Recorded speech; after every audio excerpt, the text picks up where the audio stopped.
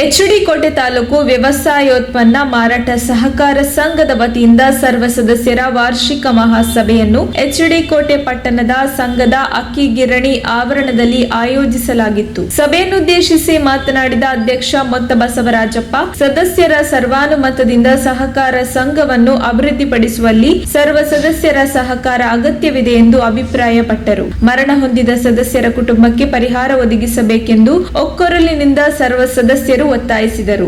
ಈ ಬಗ್ಗೆ ಪ್ರತಿಕ್ರಿಯಿಸಿದ ಆಡಳಿತ ಮಂಡಳಿ ಮುಂದಿನ ದಿನಗಳಲ್ಲಿ ಈ ಬಗ್ಗೆ ತೀರ್ಮಾನ ತೆಗೆದುಕೊಳ್ಳುವುದಾಗಿ ತಿಳಿಸಿತು. ಕಾರ್ಯದರ್ಶಿ ಬೊಪ್ಪನಹಳ್ಳಿ ನಿಂಗರಾಜು ಸಭೆಯನ್ನು ಯಶಸ್ವಿಯಾಗಿ ನಡೆಸಿಕೊಟ್ಟರು. ಸದಸ್ಯರಾದ ಎಂ ಮಹದೇವ ಪ್ರಸಾದ್ ಕಾರ್ಯಕ್ರಮ ನಿರೂಪಿಸಿದರು. ಸಭೆಯಲ್ಲಿ ಅಧ್ಯಕ್ಷರಾದ ಬಸವರಾಜಪ್ಪ, ಉಪಾಧ್ಯಕ್ಷ ನೂರ್ ಅಹಮದ್, ಮಾದಪ್ಪ, ಯೋಗ ನರಸಿಂಹಗೌಡ, ಗುಣಪಾಲ, ಭುಜಂಗನಾಯಕ, ಶಿವಸ್ವಾಮಿ, ಈಶ್ವರ, ಮಾದಯ್ಯ, ಲಲಿತಮ್ಮ, ಕೆಂಚಮ್ಮ, ರಾಜಣ್ಣ, ಶಿವರಾಜು, ಸಿಬ್ಬಂದಿಗಳಾದ ಕಾರ್ಯದರ್ಶಿ ನಿಂಗರಾಜು, ಮಲ್ಲಪ್ಪ, ದೀಪಕ್, ಸೋಮು, ಗುರು ಹಾಗೂ ನೂರಾರು ಸಂಖ್ಯೆಯ ಸದಸ್ಯರು ಹಾಜರಿದ್ದರು. ವರದಿ ಮಾಲಾರ ಮಹದೇವಸ್ವಾಮಿ.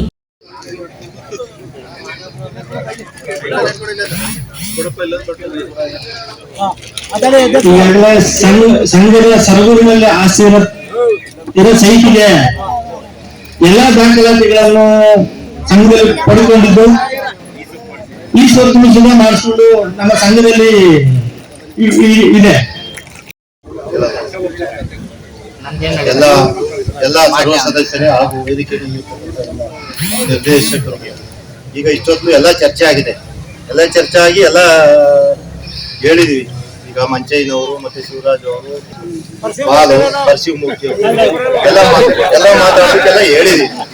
ಈಗ ಚಾಮಿ ಆದ್ರೂ ಏನೋ ಡಿಫರೆನ್ಸ್ ಆಗಿರ್ಬೋದು, ಎಲ್ಲ ಸರಿ ಮಾಡ್ತೀವಿ.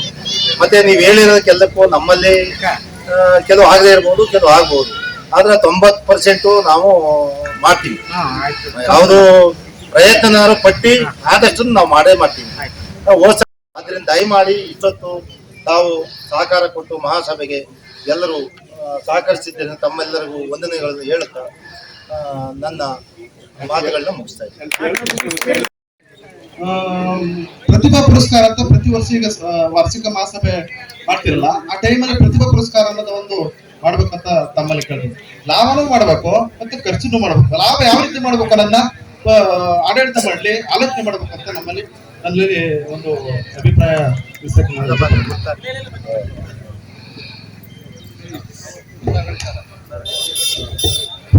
ಕೊಡಿ.